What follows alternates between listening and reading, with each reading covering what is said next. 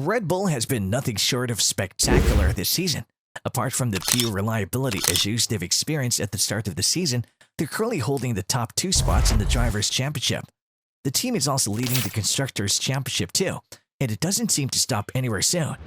Red Bull will bring a massive update to Silverstone, the home track of Mercedes. This is the track that saw Verstappen crashing to the wall after the collision with Hamilton last year with a force of 51 G. So they're looking to set things right here, and the new upgrades will help them in the process. But if their car has such perfect performance, which aspects will they improve? And is there a chance that the team becomes uncatchable with this upgrade? These and many more will be answered in our video, so stick around to find out more. Silverstone has endured some changes this year, such as the one on the Beckett's, and the Chapel corners. Now these corners are more bent compared to the previous years. It seems like F1 cars will go with much higher speeds through these segments of the track due to the downforce produced by the 2022 cars and their ground-affected corners that have the nature of the earlier mentioned ones. Red Bull is a factory that's located just a few miles away from Silverstone in Milton Keynes, and they're calling Silverstone a home track too. The team has prepared upgrades for this race that, according to the engineers working under Adrian Newey, it seemed like will help in boosting the minor performance flaws that the RB18 is experiencing. Although RB18 is in almost a perfect position right now, there is one problem that the team just simply cannot get on top of, and that is the reliability issues of the car. The RB18's drive system seems to be the one that's experiencing a lot of problems, and it has been the main facilitator of Verstappen and Perez's retirements twice this season. Yet, another problem could be found in the weight of the car, and although the RB18 has been able to shed a huge amount of weight, it still isn't near the optimum value that the team is aiming at. According to Helmut Marko, the car currently weighs 5 kilograms more than its main rival Ferrari. He also added that the Ferrari is very close to the minimum weight, something that his team is looking forward to achieving too. Red Bull isn't the only one that'll bring updates, as Mercedes has also announced a big improvement package for the race weekend. And it makes perfect sense for these teams to upgrade their car here at Silverstone due to the logistical part of the job, as they will save a huge amount of money for transport. According to Helmut Marko, this race will be much closer in terms of racing and competition compared to the Canadian GP, and a huge part of that goes to Mercedes. The Austrian believes that Mercedes will most likely benefit most of the new upgrades in Silverstone, and they will be much faster compared to previous weekends. This is why it's very important to understand what upgrades Red Bull will bring in order to stop the attack of Mercedes, who will have massive support from the fans due to both of their drivers being British. Rumors are spreading around that Red Bull had multiple components of their cars underlying a modification over the previous 3 months. This has been done to achieve the optimal car weight and performance of the car, and it seems like the team will bring some updates not only to the aerodynamic but to the mechanical part of the car too. The team is expected to bring upgrades to the construction of their floor, and the orientation of the carbon fiber will also be affected. The latter one will be done to provide maximum rigidity without the use of additional tie rods.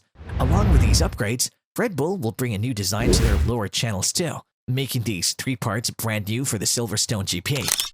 Red Bull has been widely known for their Venturi tunnel sections in the previous races, and the fact that their internal profile is not continuous, but instead is disguised by visible steps. The evolution of this part has started at the Barcelona GP, where the team has developed an obvious surface hump that hides a lower vertical profile that serves as a flow diverter. Due to the optimization of the lower flows, the car was able to perform much better compared to other cars. However, the Silverstone upgrade should boost the lower aerodynamic design of the next generation of the car RB19. The team is probably the only one on the grid that has been able to maintain a full grasp of the porpoising issue, mostly due to the very realistic simulations and data gathering in the preseason. Now, with the new regulations that the FIA has implemented prior to the Silverstone GP, it'll be interesting to see how Red Bull will improve even more regarding the porpoising issue that hasn't affected them at all. Red Bull and Ferrari have been able to separate themselves from the pack, and even though they're visibly 2 very distinctive cars, both of them have been able to fight porpoising without sacrificing performance.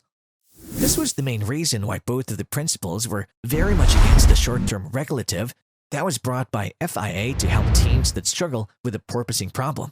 However, Red Bull's ingenious solution in their floor has unique profiling of the interior edge of the Venturi channels, something that other teams are not able to brag with. Now, the version that will be presented in Silverstone will be a better version of the floor, and the internal profile will be much more complex in its discontinuities. Another problem that the team has faced in Baku was with the DRS actuator, as the team will bring a new actuator in Silverstone along with an updated version of the rear wing. These updates will bring a lot to the table for Red Bull, as they're already dominating both tables in the championship. And when we say dominate, we really mean it. Max Verstappen is currently 46 points ahead of the number 2 place in the Drivers' Championship. His teammate Checo Perez is currently the one that is placed at number 2, which goes to show that Red Bull really means business this year. In the Constructors' Championship, Red Bull is leading by an enormous difference of 76 points just 9 races into the season. Most of their wins came due to Ferrari's blatant tactics and reliability issues. For example, Verstappen only has 2 pole positions this season, but has been able to win 6 races on Sunday when it matters the most. Compared to him, Leclerc has 6 pole positions but has been able to win 2 races so far. And both of those races saw Verstappen DNF due to reliability issues. After the victory in the Canadian GP, Red Bull has won 6 straight races, with 5 of them going to Verstappen and 1 to Perez in Monaco. The dominance of the team is set to be continued in Silverstone, and the massive package of upgrades will only help them in this quest. However, Verstappen isn't 100% satisfied with the car he's currently driving, as he has complained about understeering issues multiple times this season. This puts an artificial cap on the car's performance, and Verstappen has expressed how he feels the car should be on track.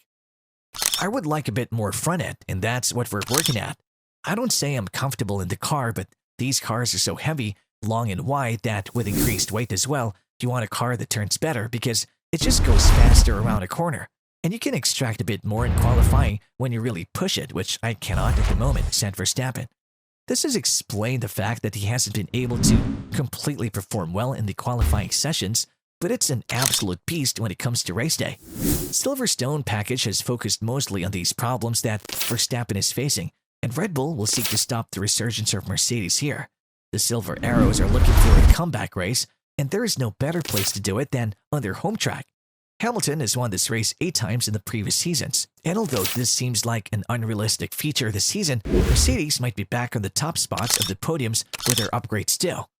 But with what's happening so far in the season, Red Bull is the team to be feared, not Mercedes. What will happen if they manage to unlock more potential from their car, something that we should see in Silverstone?